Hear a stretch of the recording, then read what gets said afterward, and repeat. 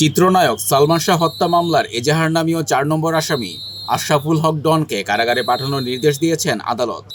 রোববার বিকেল ৫টার দিকে শুনানি শেষে ঢাকার মেট্রোপলিটন ম্যাজিস্ট্রেট জুয়েল রানা সিআইডির আবেদন মঞ্জুর করে তাকে কারাগারে পাঠানোর নির্দেশ দেন।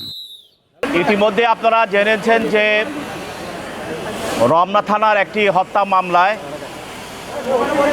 আমাদের চলচ্চিত্র জগতের একজন খলনায়ক আশরাফুল হক ডন, তাকে সিআইডি গ্রেপ্তার করে তাকে আজকে বিজ্ঞ আদালতে উপস্থাপন করেন।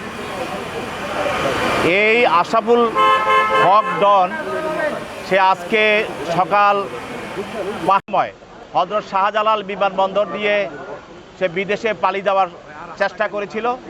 সেখানে ইমিগ্রেশন তাকে আটক করে পরবর্তীতে সিআইডির কাছে তাকে হস্তান্তর করে এবং সিআইডি তাকে গ্রেপ্তার করে আদালতে উপস্থাপন করে। আপনারা জানেন যে আমাদের বাংলাদেশের চলচ্চিত্র জগতের একজন খুবই জনপ্রিয় নায়ক সালমান শাহ, যাকে আজ থেকে ৩০ বছর পূর্বে তাকে হত্যা করা হয়েছিল।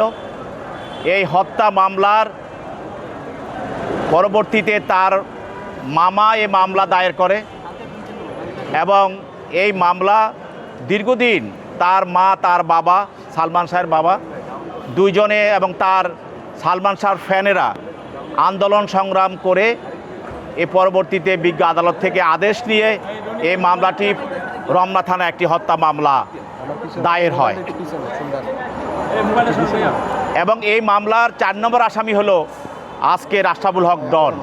সেইটা ডন তার স্বীকারোক্তিমূলক জবানবন্দি মতে ডন নিজে তার মাজায় বেঁধে সেখানে নিয়ে গিয়েছিল। এই জবানবন্দির ভিত্তিতে পরবর্তীতে আদালত এই সালমান শাহের এই হত্যা মামলাটি বিজ্ঞ আদালতে থানায় গ্রহণ করে এবং সেই মামলার আসামি হিসাবে আজকে ডনকে গ্রেপ্তার করে বিজ্ঞ আদালতে উপস্থাপন করা হয়। তার পক্ষে কোনো আইনজীবী ছিল না এবং তার কোনো জামিনে প্রার্থনাও ছিল না। বিজ্ঞ আদালত এই তদন্তকারী কর্মকর্তার দরখাস্ত মতে এবং মামলার বিষয়বস্তু দেখে তাকে সিডব্লিউ মূলে জেল হাজতে প্রেরণ করে। এর আগে আশরাফুল হক ডনকে জামিনে মুক্তি দিলে তদন্তে বিঘ্ন সৃষ্টি এবং পুনরায় পলাতক হওয়ার আশঙ্কা রয়েছে জানিয়ে তাকে জেল হাজতে আটক রাখার আবেদন করে সিআইডি। আদালতের আদেশের পর আশরাফুল হক ডনকে কারাগারে পাঠানোর প্রক্রিয়া শুরু হয়। আদালতের আদেশের পর আশরাফুল হক ডনকে কারাগারে পাঠানোর প্রক্রিয়া শুরু হয়েছে।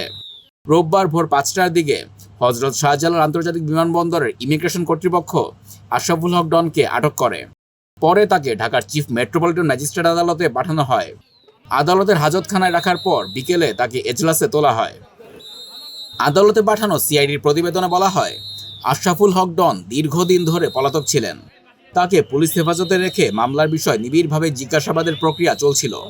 জামিনে মুক্তি পেলে তদন্ত কার্যক্রম ব্যাহত হওয়ার পাশাপাশি তিনি পুনরায় পলাতক হতে পারেন বলে আশঙ্কা প্রকাশ করে সিআইডি। এ কারণে তার জামিনের বিরোধিতা করে তাকে জেল হাজতে আটক রাখার আবেদন করা হয়। মামলার এজাহারে অভিযোগ করা হয়েছে ১৯৯৬ সালের ৬ সেপ্টেম্বর চিত্রনায়ক চৌধুরী মোহাম্মদ শাহরিয়ার ইমন ওরফে সালমান শাহকে এজাহার নামীয় অন্যান্য আসামি ও অজ্ঞাতনামা ব্যক্তিরা পরস্পর যোগসাজশে পূর্বপরিকল্পিতভাবে হত্যা করে। মামলার তদন্ত কার্যক্রম বর্তমানে সিআইডিতে চলমান রয়েছে। এ মামলার তদন্ত প্রতিবেদন দাখিলের তারিখ এরই মধ্যে ৮ বার পিছিয়েছে। সর্বশেষ আগামী ৩০ আগস্ট তদন্ত প্রতিবেদন দাখিলের দিন ধার্য করেছেন আদালত।